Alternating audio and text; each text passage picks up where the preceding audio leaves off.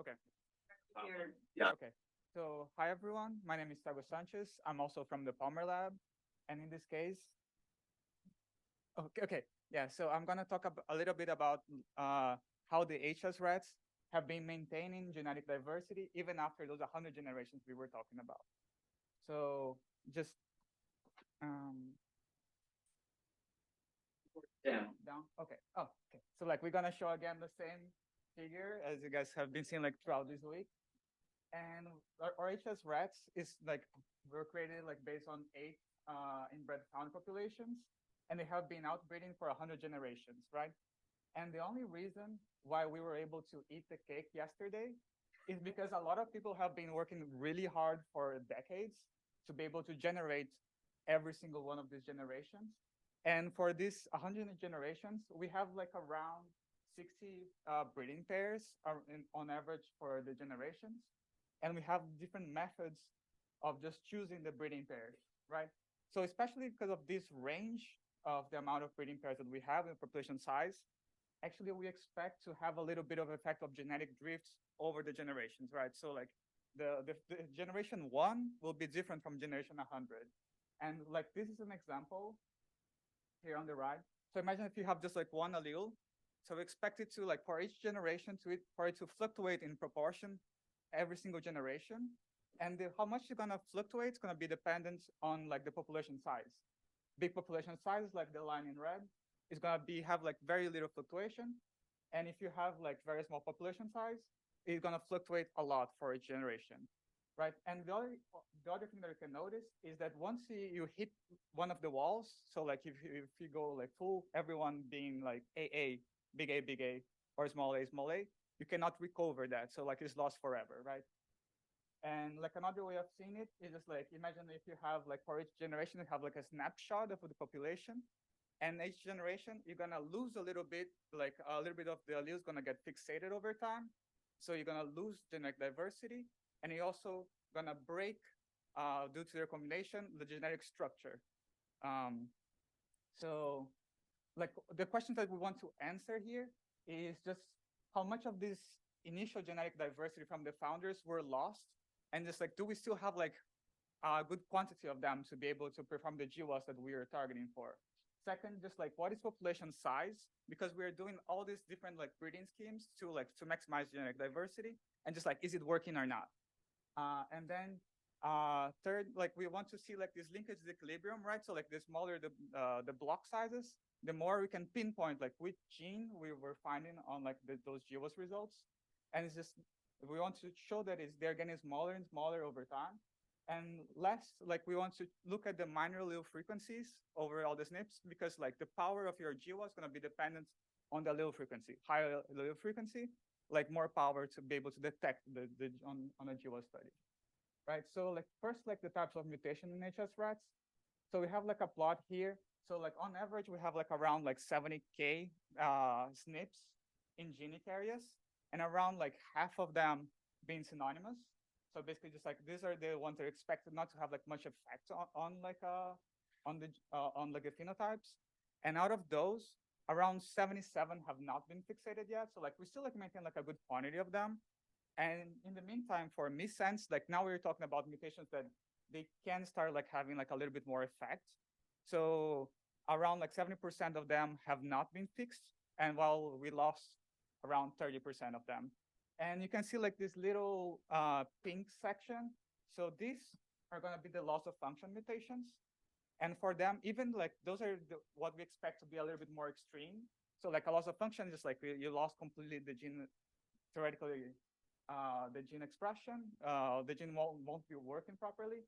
And even those, like they're more extreme, we still see that, like more than 50% of them are still there. So like we expect to have like a lot of like phenotypic diversity that like these SNPs could be causing just due to loss of function. And as we calculated like the ratio of synonymous, non-synonymous, we can also look for selection patterns.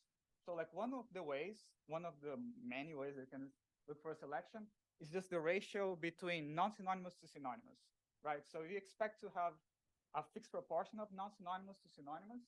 And if you have like more synonymous and non-synonymous, it means like you're depleting the non-synonymous. And it means it's like you're selecting against non-synonymous, meaning that you have like negative selection.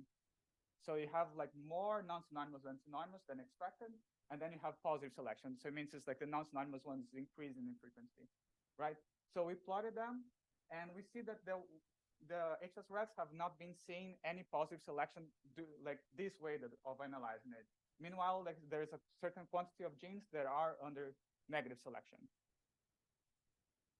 So like in conclusion for this part, so we have like, we still maintain quite a considerable amount of the genetic diversity, on 70% of synonymous and missense are still present. We still have plenty of loss of function, and there's no gene under positive selection from the DNDS. Now we can talk about like the stuff that is not in genic areas. So like we expect the heterozygosity to go down over time. So that's the nature of it, because like it can fluctuate. Once it gets fixated, it cannot get, it doesn't go back. So we expect the heterozygosity of each one of the rats to go down over time. And from that, we can actually calculate using the formula, what is population size.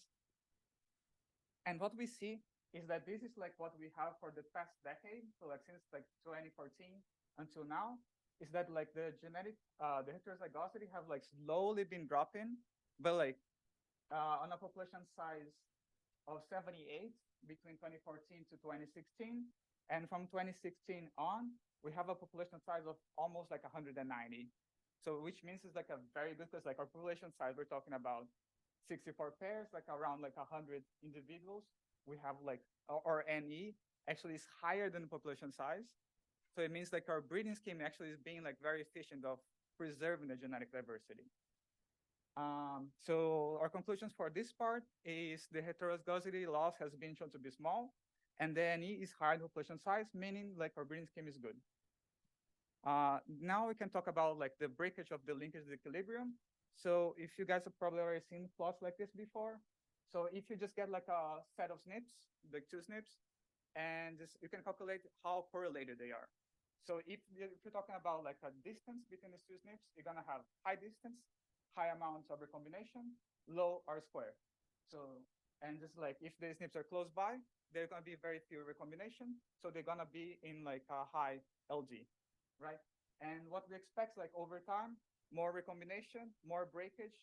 So like they're gonna be more independent. And then we can just draw this line of just like the linkage equilibrium, like of like how much the R-square drops over time. And just based on the colors, so like red is older rats, blue are newer rats. And we can see that there's like a line that just pushing it down. So the recombination has been breaking those LD blocks, making each one of the SNPs more independent. And from this slide, what we have is just like that the block size to get like an R-square of 0.5. So like we have like from being itself, being complete correlated, to have like half of R-square, we go from like 2.5 megabases to 2.2. So it's like consistently, just for the past decade, we have like considerably smaller block size.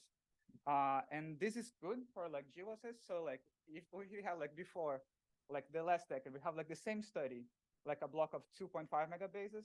Now we have like a block of 2 megabases, and maybe like the gene that you're interested in, like might be just like more defined on this window. And the last thing we can talk about like the minor allele frequency. Also, like some people call them like side frequency spectrum. And this is what you would normally expect in a population. So we have like a lot of rare mutations and just like very few of common ones. So it means just like, it does get very hard to do, because like any mutation that it can be causal, you won't be seeing it like very many times. So like if you just like do like a study, you have to have like enough like people or rats to be able to see the same mutation several times. Meanwhile, for our HS rat population, it's very evenly spread just because of the way that we have them. So you can see like the minor is almost like a flat curve. So it means that we have like many, many more common alleles. So it means it's like our power. So instead of just having like a lot of like little effects from very, very rare things, we have like common SNPs that are just like, we're gonna be able to measure them. And also like once we look at over time, the distribution has been consistently being uniform, so we don't see like the depletion over time of these common alleles. So like they have been maintained like at a common frequency. And so for this section, the side frequency spectrum is uniform, which is great news for GWAS. And with like, so it means they have like a higher minor allele frequency than expected from like a randomly breeding population. And also this is good for GWAS because like, especially because we work mainly with GWASs, and because like we're gonna have like higher statistical power to just actually detect those NIPs. And in conclusion for everything, it's just like we have like initial amount of diversity. We still have plenty of it to be able to have like the genetic diversity and also the phenotypic diversity that we want in the HS rat population. The heterozygosity loss has been pretty small. So like we know like that the HS rats have been good, giving us good GWAS results. But it also means like from this is that they're gonna continue to be good like in the future, the near future, because the heterozygosity loss has been quite small. And at the same time, like the linkage blocks are gonna they're getting smaller and smaller. So we're gonna have like even higher precision over time. And that's the last thing is just like the uniform side frequency spectrum is great for GWASs because like we have higher power. So basically, just the main conclusion is that HS rats have been giving us good results, but most importantly, they will still be good for the next decades to come. And with that, and I just want to thank you, thank the whole lab, and thank you guys for listening to the talk, and especially for all the people who have been breeding and working with HS rats.